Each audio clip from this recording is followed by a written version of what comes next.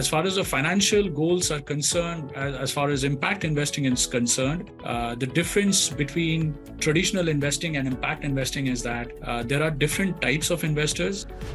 Markets that are yet to be identified as dependable markets for investing for the mainstream investors. Positive returns is something that is very rare, and it often doesn't happen in a very short span of time like venture capital expects. Partly due to also how the legal and regulatory environments around design of these vehicles or financing of these vehicles are organized.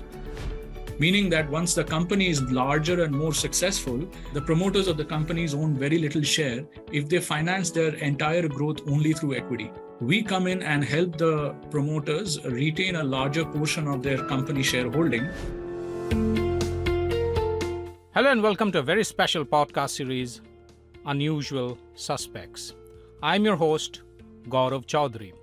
This is a series about unraveling stories of entrepreneurs, investors, and businesses that are disruptors, yet not in your face. Their disruptions have been consistently delivered on the purpose and the mission they've embarked on. Their values are as strong as the mission.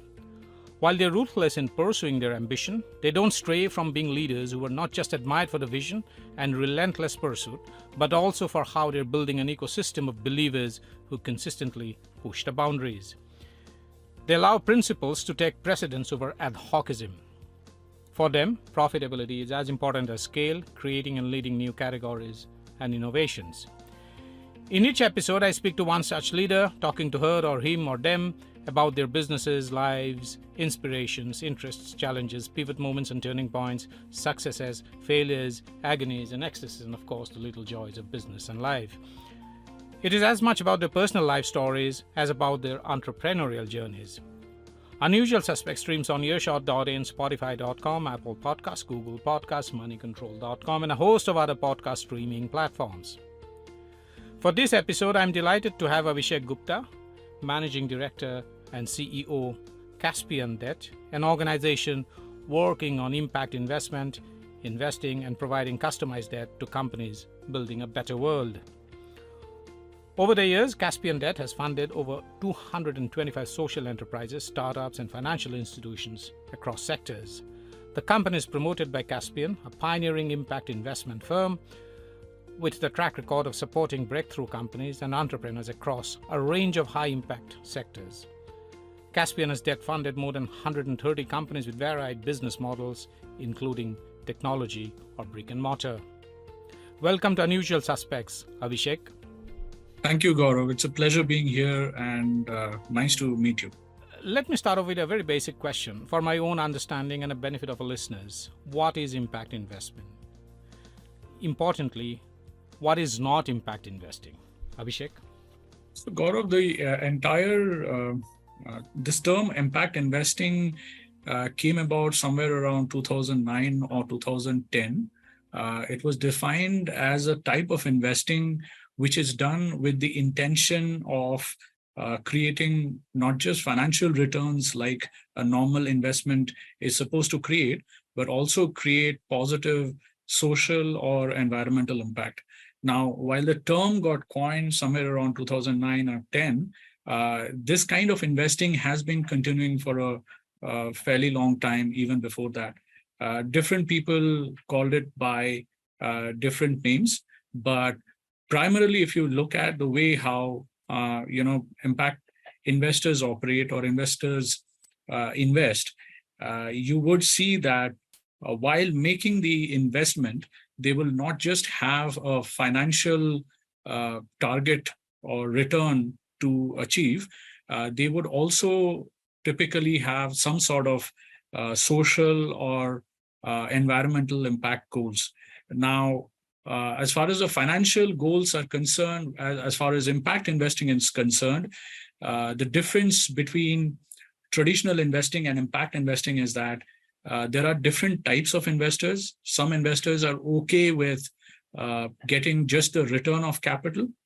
In some cases, the investors expect return in line with whatever the market returns would be for a normal commercial investments.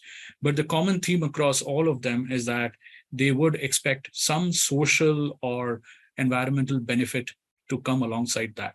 In operation, what we've seen impact investors often do in order to achieve these goals is they actually invest in opportunities that are typically considered too complicated or difficult for the traditional mainstream investors, and something that is left out by them. But impact investors believe that such market failures are potential areas where they could invest and generate both financial and social or environmental returns. So you will find a lot of impact investors in practice invest in markets that are yet to be identified as dependable markets for investing for the mainstream investors. Just in a more simplistic term, if I may ask a question, how is it different from private equity and venture capital investment, Abhishek? That's a difficult question to answer, to be very frank. So I think impact investing, the way impact investors have come about is, as far as venture capital and private equity is concerned, impact investing firms have, because of various legal and operational reasons, have modeled themselves around how venture capital funds or private equity funds operate. Some of them are early stage, some of them are later stages, but predominantly impact investing firms are closer to venture capital rather than private equity. But a very odd phenomenon that we have at least seen in our experience as far as venture capital, as far as impact investing goes, is that it's a kind of a hybrid between venture capital and private equity. So, just to explain that a little bit more, what it means is that as far as venture capital, traditional venture capital technology investments is concerned, the expectation is that the investments will be made in a basket of opportunities, with the expectation that there will be outsized returns in one or two investments, and the remaining investments may die out or not do so well. Whereas in case of impact investing, such outlier positive returns is something that is very rare, and it often doesn't happen in a very short span of time like venture capital expects, because there are several non-tech software aspects involved in the process. So to put it simply, I would say that it's a kind of in between the venture capital and private equity industries. But unfortunately, very few people admit that it is a kind of in between. It's not clearly in one bucket or the other. There is not a clear admission of the fact that impact investing is probably a mix of both, partly due to also how the legal and regulatory environments around design of these vehicles or financing of these vehicles are organized.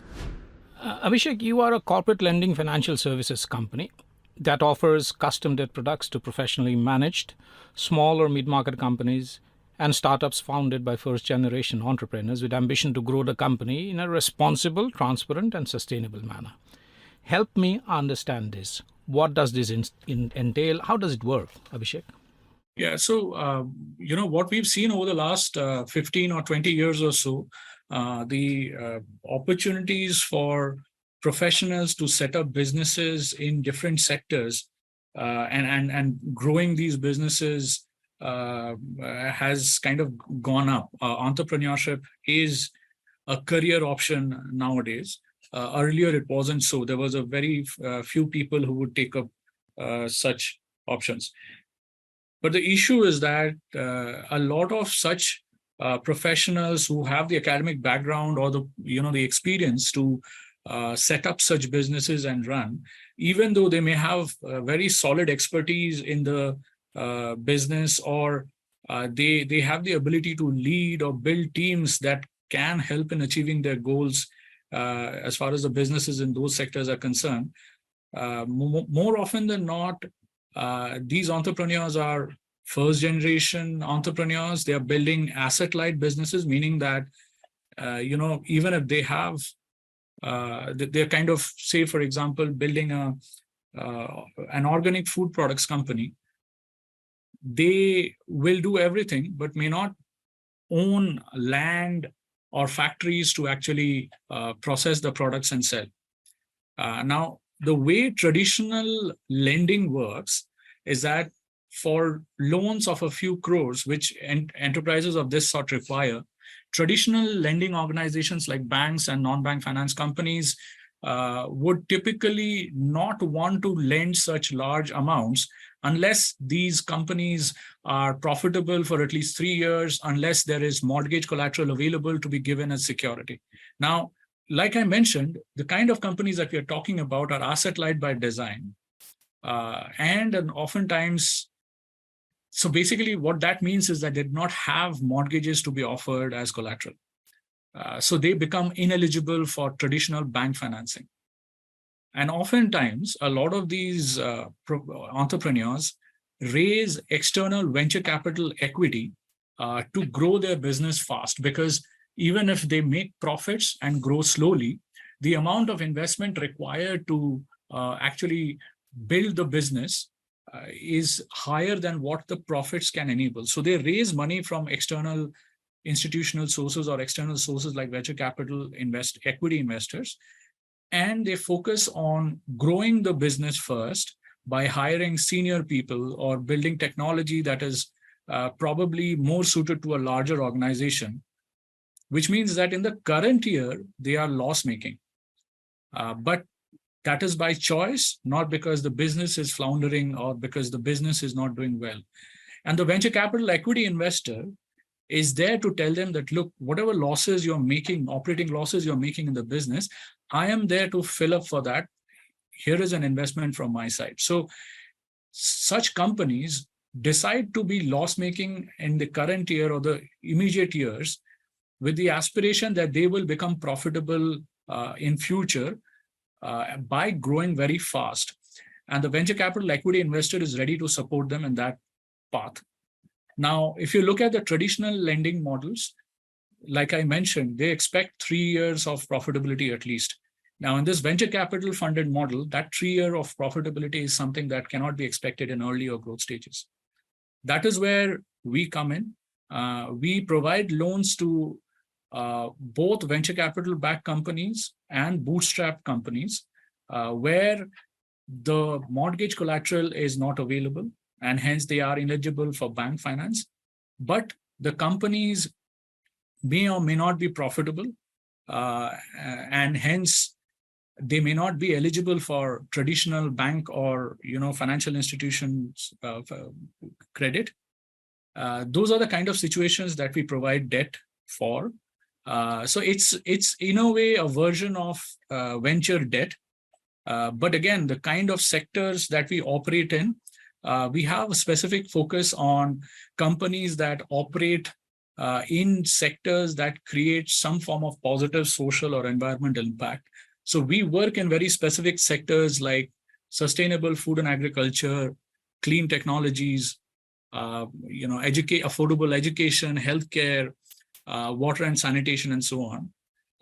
In such sectors, typical venture debt products also may not be the best source of funding.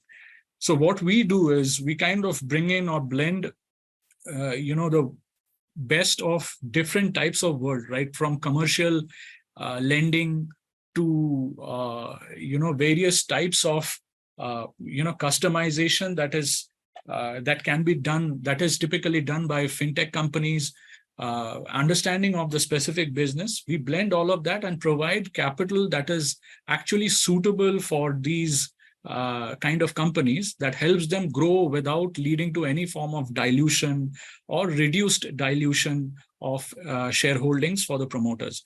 Because if traditional debt is not available, the only alternative for growth for such companies is equity, which essentially leads to the loss of shareholding of the company by the promoters of the company. Meaning that once the company is larger and more successful, the promoters of the companies own very little share if they finance their entire growth only through equity. We come in and help the promoters retain a larger portion of their company shareholding by helping them grow with our debt funds, which enable them to postpone equity raises significantly during the life cycle of the company. Gaurav. Typically, who's the hero of your investments? The idea, the founders, the promise of change? Abhishek? It's founders and the promise of change in that order. Because we are a lender, we don't come in at the seed stage. We would typically come in at a stage where the business model is proven and the company has had some revenues, meaning they have had some revenues of at least say about 1 crore or 2 crores annually. So that is the kind of situation we come in. So what we look for is the promoter and his or her ability to build a strong business that has focus on the impact aspects that we care about. Abhishek, tell me a bit about the landscape of impact investing in India. It seems to be creating the right noises in India. But that said, art is impact investing in pure technical sense? Or is it VC funding masquerading as impact investing? Avishek? So I think, like I mentioned, while investing in social-oriented ventures has been there for a fairly long time, and it's only recently that a lot of discussions are, we are seeing a lot of discussions on impact investing. And there is an additional confusion that is created with, all the noise about ESG and so on. So, if you really look at it technically, all these are different types or themes of investing. But somehow for people who come from the mainstream commercial world or people who are not associated with this world, all of it sounds like the same thing.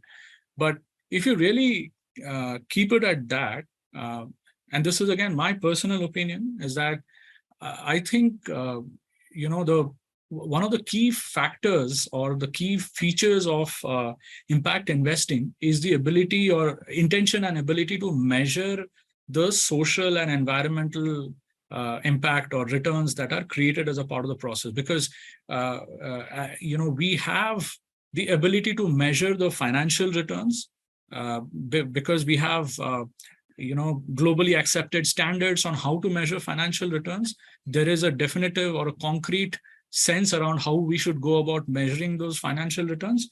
But unfortunately, as far as the impact is concerned, we don't have that much clarity. So claiming impact is very easy, but proving impact is extremely difficult, to the extent that, and it's not just about, even if you're serious about impact investing, proving it is often difficult. So just to give you an example, how do you prove that because of the existence of your business, a low-income household is now living a better life? How do you prove that that improvement in quality of life is only because of your investment and not because of something else? These are difficult things to measure. And what that has led to is, in a lot of cases, impact investing is, in my personal opinion, again, is actually, like you said, VC or PE masquerading as impact investing, where, when push comes to shove, it's easier to say that financial returns are the ones that, we are interested in. Or it is easy to say that, I will work like any other normal VC or PE fund that looks for an exit in 3 to 5 years. Which for people who work in the social development sector or in sectors like climate action, they know that such timeframes are quite ambitious. And in a lot of cases, the returns are also quite ambitious. So it's unfortunate, but what is real is that there is a fair amount of confusion or lack of clarity around how the impact can be measured, which is actually something that is leading to a situation where a lot of normal mainstream funds claiming a little bit of impact it's become more like a marketing strategy rather than thoughtful impact creation. So that problem does exist, Gaurav. Abhishek, my final question is on something that you just mentioned, on environmental, social and governance, ESG investing, which is quite literally big business now. But what explains the remarkable rise of ESG investing, and what does it mean for the future? The reason I ask you this question because ESG measurement is an increasingly popular way of holding companies accountable when it comes to sustainability efforts and of giving companies an incentives to improve them. But that said, measurement, no matter how sophisticated it is much better at capturing easily quantifiable inputs than complex and messy outcomes and impacts, which is the nature of the investment in the case of sustainability and ESG investing. Do you think misinformation and lack of globally accepted standardized practices and metrics are limiting impact ESG investing as fund managers are only chasing returns in the conventional sense? Abhishek? Yes, Gaurav, that's partly true. But in our since we are a part of the impact investing industry, to us, ESG and impact investing are two different, categories or principles of investing. ESG is more of a risk avoidance, risk management methodology that, like you said, if followed, makes a company better. Impact investing is not just ESG, that is most certainly there, but in addition to that, what would the companies or the investee companies do to improve the life of people they deal with, whether it is the employees, whether it is the customers, whether it is the other suppliers, buyers, and so on. So there is a slight difference in the approach of how it is done, but the problem remains the same, like you said, that clear established standards of measurement. I mean, there are a lot of standards that have been proposed, but there is no acceptance of a single standard the way we do for financial accounting.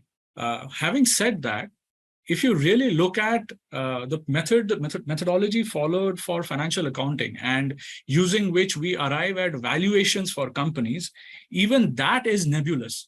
I mean, a company that was valued at X last year is going into the market raising funds at 10% of the valuation the last year. How does that happen? So my view is that whether it is measurement of social impact, whether it is measurement of the financial impact or returns or social returns, in either cases, it's equally nebulous. It's equally complex. The only difference with the financial returns is that there is a generally accepted practice, globally accepted practice of how you go about doing it and what is seen as acceptable. Whereas an impact measurement, we are still not there where we're able to agree, all of us agree that this is how we should go about doing it. But it is a myth, in my opinion, that financial metrics are easier to ascertain, as the valuation methodologies have shown in the last few years to all of us. My point is, when you're talking about valuation or valuation of intangibles of companies, it is equally art or sometimes sorcery, like you talk about impact investing. It is complex. Gaurav. Thanks, Abhishek, for these deep insights and taking the time out to share your perspectives and drop by to have this conversation. Thank you so much. Thank you, Gaurav. It was a pleasure being on your podcast. Thank you.